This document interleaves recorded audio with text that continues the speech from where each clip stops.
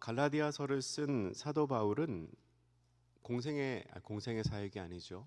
본인의 선교 사역을 하는 동안 이 사도권에 대한 공격을 굉장히 많이 받았습니다. 바울이 정말 사도가 맞느냐는 거죠. 바울이 정말 사도가 맞느냐, 무슨 권리로 이렇게 사역을 하느냐라는 도전을 많이 받았습니다. 이 사도라는 명칭은 예수님과 함께 다니면서 예수님의 가르침을 받았던 제자들에게 사용하는 명칭입니다. 그런 점에서 바울이 예수님의 가르침을 받았던 적이 있느냐, 바울이 예수님과 함께 다니며 사역을 했던 경험이 있느냐, 그런 경험이 없지 않느냐라는 질문은 사람들에게 굉장히 설득력 있게 들렸습니다. 그런데 그 사도권과는 별개로 모든 사람이 바울에 대하여 인정하는 두 가지의 사실이 있었습니다. 첫 번째는 바울이 당시 그 어떤 사람들보다, 심지어는 예수님께 직접 가르침을 받았던 제자들보다 예수 그리스도와 그분의 사역에 관해서 아주 잘 이해하고 있었다는 사실입니다. 바울은 예수님께서 지셔야 하는 십자가와 그 십자가의 복음, 십자가의 의미에 관하여 누구보다도 잘 이해하고 있었던 사람입니다. 그리고 그 이해를 바탕으로 이방인을 위한 전도 사역을 감당을 했습니다. 그리고 많은 편지를 썼지요. 그 편지들은 지금 신약 성경의 서신서로 남아 있습니다. 또한 바울은 예수님을 만나서 회심하기 전에도 참 열심히 살던 사람이었습니다. 자신의 믿음과 자신의 신앙에 참으로 성실했던 사람이었습니다. 회심하기 전에 바울, 그때는 이름이 사울이었지요. 이 사울이라는 사람은 예수님을 얼마나 핍박했는지, 예수 믿는 사람들을 얼마나 핍박하며 다녔는지 그 당시 있던 사람들이 다 인정할 정도였고 우리도 잘 알고 있는 사실입니다. 게다가 이 사울이라는 사람은 그렇게 자신이 하는 일, 예수 믿는 사람들을 핍박하는 일에 굉장히 큰 자부심을 가지고 있었던 사람입니다.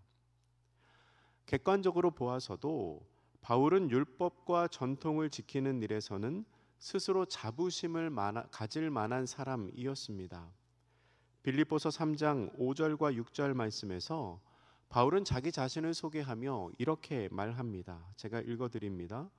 나는 8일 만에 할례를 받고 이스라엘 족속이요 베냐민 지파요 히브리인 중에 히브리인이요 율법으로는 바리새인이요 열심으로는 교회를 박해하고 율법의 의로는 흠이 없는 자라. 아멘. 가문에 대한 이 개념이 많이 희박해진 시대를 살아가는 우리로서는 바울의 이 자기소개가 어떤 의미를 가지고 있는지 피부로 와닿지는 않습니다. 하지만 바울이 살던 시대에는 바울이 가지고 있었던 그 배경, 바울이 겪어왔던 그 삶의 모습이 바울 자신에게 굉장히 큰 자부심이 되었을 것입니다. 유대인들의 집안으로서는 최고의 집안 출신이었습니다. 8일 만에 할례를 받고 베냐민 지파 출신이고 또한 바리새인이라 라는 자신의 표현에서 그것이 드러납니다. 게다가 학교도 좋은 학교 나왔습니다. 지금으로 치면 서울대 졸업하고 박사 학위까지 다 받은 사람입니다. 매우 훌륭한 가문과 매우 훌륭한 이력을 지닌 사람이었지요. 그런데 바울의 그 화려한 자기소개 중에서 스스로 가장 많이 애착을 가지고 있었던 부분이 무엇일까?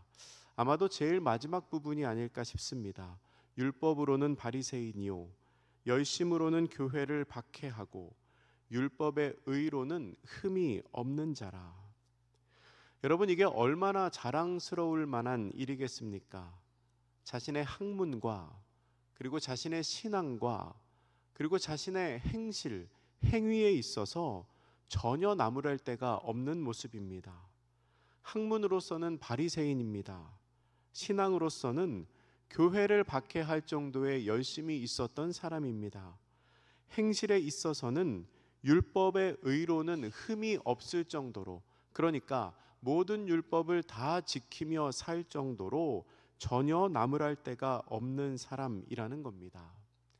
그리고 자기 스스로가 그렇게 말할 수 있기까지 본인이 얼마나 열심히 학문에 그리고 자신의 신앙생활에 최선을 다했겠습니까? 머리로만 율법을 아는 것이 아니라 행동으로서도 삶에서도 바울은 율법 안에서 살았던 사람입니다. 그런데 그런 바울이 우리가 오늘 함께 읽은 본문 갈라디아서 2장에서 율법의 한계에 대하여 말합니다. 오늘 본문 갈라디아서 2장 16절 말씀 우리 다시 한번 같이 읽어보겠습니다. 16절입니다. 시작. 사람이 의롭게 되는 것은 율법의 행위로 말미암음이 아니요 오직 예수 그리스도를 믿음으로 말미암는 줄 알므로 우리도 그리스도 예수를 믿나니 이는 우리가 율법의 행위로서가 아니고 그리스도를 믿음으로써 의롭다 함을 얻으려 함이라. 율법의 행위로서는 의롭다 함을 얻을 육체가 없느니라. 아멘. 만약에 누군가가 이 이야기를 바울에게 들었을 때 그렇구나 라고 생각을 했을지 모릅니다. 그런데 어떤 사람이, 그러니까 바울이 아닌 사람이 이런 말을 했으면 이렇게 생각했을 수도 있겠죠. 당신이 율법을 알아? 당신이 율법대로 살아보기나 했어? 라고 반문했을지 모르겠지만 바울이 한 이 말에는 아마 반문을 할 수 있는 사람이 많지 않았을 것입니다. 왜냐하면 바울은 그렇게 말할 만한 사람이었기 때문입니다. 율법을 누구보다도 잘 아는 사람이었고 또한 율법을 하나도 어김없이 잘 지켰다고 스스로 이야기하는 사람이었기 때문입니다. 그랬던 바울이 율법의 한계를 말할 뿐만 아니라 심지어 자신은 율법을 버렸다. 나는 이제 율법을 버렸다라고 말합니다. 19절 말씀에서 율법에 대하여는 죽었다라고 말하지요.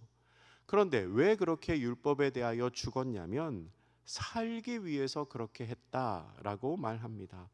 우리 19절 말씀도 같이 한번 읽어보겠습니다. 19절입니다. 시작.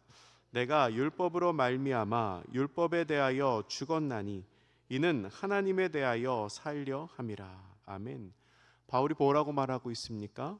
율법에 대하여 죽는 것이 하나님에 대하여 사는 길이다 라고 말하고 있습니다.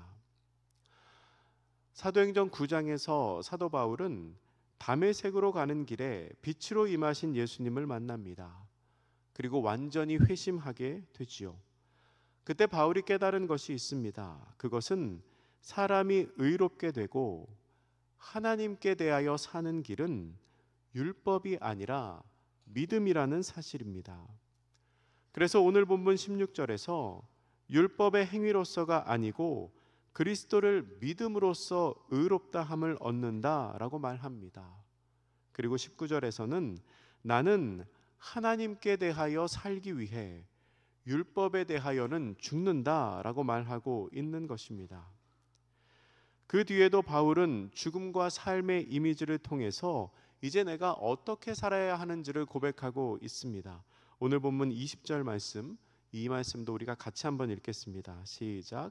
내가 그리스도와 함께 십자가에 못 박혔나니 그런즉 이제는 내가 사는 것이 아니요 오직 내 안에 그리스도께서 사시는 것이라. 이제 내가 육체 가운데 사는 것은 나를 사랑하사 나를 위하여 자기 자신을 버리신 하나님의 아들을 믿는 믿음 안에서 사는 것이라. 아멘. 이 말씀에서 바울은 자신이 그리스도와 함께 십자가에 못 박혔다고 말합니다. 여러분, 십자가는 사형 도구입니다. 십자가에 달리면 죽습니다. 십자가에 달린 사람은 죽게 되지요. 그런데 같은 말씀에서 바울은 자신이 살았다고 말합니다. 십자가에 못 박히면 죽어야 하는데 어떻게 다시 살 수 있습니까? 예수님께서 내 죄를 대신하여 돌아가셨기 때문에 내가 살 수 있습니다. 그런데 그렇게 다시 사는 삶은, 그러니까 예수님이 나의 죄를 짊어지시고 돌아가셨기 때문에 내가 다시 사는 그 삶은 이제는 내가 사는 것이 아니라 내 안에 그리스도께서 사시는 삶입니다. 부활하신 예수님이 내 안에 살아 계시다는 것입니다. 영원한 생명이신 예수님이 내 안에 살아 계시기에 나도 예수님으로 말미암아 살 수 있다는 겁니다. 20절에 나오는 바울의 고백을 간단히 말하면 이제 내가 사는 것은 믿음 안에서 사는 것입니다 라고 말할 수 있습니다. 그런데 그 믿음이 어떤 믿음입니까? 나를 사랑하사 나를 위하여 자기 자신을 버리신 하나님의 아들을 믿는 믿음입니다. 하나님의 아들이 나를 위하여 자기 자신을 버리셨습니다. 여러분, 그것은 사실입니다. 그것은 실제입니다. 실제로 있었던 일입니다. 그 실제로 있었던 일을 내가 믿을 그때에 내가 살 수 있다는 겁니다. 바울은 자기 자신이 오직 그 믿음 안에서만 살아간다고 고백합니다. 여러분, 우리에게도 이 믿음이 있어야 합니다. 우리의 마음에 우리를 위하여 자기 자신을 버리신 예수 그리스도를 믿는 믿음이 있습니까? 우리 안에 우리를 위하여 자기 자신을 버리신 예수님이 함께 계십니까? 그러면 삽니다. 우리를 살리는 것은, 우리로 하여금 하나님 앞에서 의로운 존재가 되게 하는 것은 오직 나를 사랑하사 나를 위하여 자기 자신을 버리신 하나님의 아들을 믿는 믿음뿐임을 기억하시기 바랍니다. 바울은 예수님을 만나 회심하기 전에도 열심히 살던 사람이었습니다. 그리고 회심한 후에도 자신이 믿는 바를 따라서 최선을 다해 열심히 살았습니다. 그의 삶이 늘 최선을 다하는 삶이었다는 것은 예수님을 만나기 전이나 예수님을 만난 후나 똑같습니다. 그러나 그의 내면은 전혀 달라졌습니다. 율법을 자랑하던 사람에서 믿음을 자랑하는 사람으로 바뀌었습니다. 그리고 그렇게 마음의 방향이 달라지니까 결국 그 믿음이 바울을 살게 만들었습니다. 사랑하는 성도 여러분, 우리도 믿음으로 사는 사람들 되기를 바랍니다. 바울이 그랬던 것처럼 주님, 제가 십자가에 주님과 함께 못 박혔습니다. 죄인된 나의 모습은 이제 십자가에 다 못 박았습니다. 이제 내가 사는 것은 나를 사랑하셔서 나를 위하여 자기 자신을 버리신 하나님의 아들 예수 그리스도를 믿는 믿음 안에서 사는 것입니다 라고 고백할 수 있는 저와 여러분이 되시기를 바랍니다. 그리고 그 고백이 부끄럽지 않도록 우리를 위하여 자기 자신을 버리신 예수 그리스도를 믿는 믿음 안에서 살아가며 또한 그 믿음 안에서 예수님을 닮아가는 우리 모두가 되시기를 주님의 이름으로 축복합니다. 우리 함께 기도하시겠습니다. 기도하실 때에 주님, 죄악된 나의 모습을 십자가에 못 박고 이제는 내 안에 계신 그리스도로 말미암아 살아가는 사람들 되게 하여 주시옵소서. 우리가 오직 믿음으로 살아가는 사람들 되게 하여 주시옵소서. 함께 기도합니다.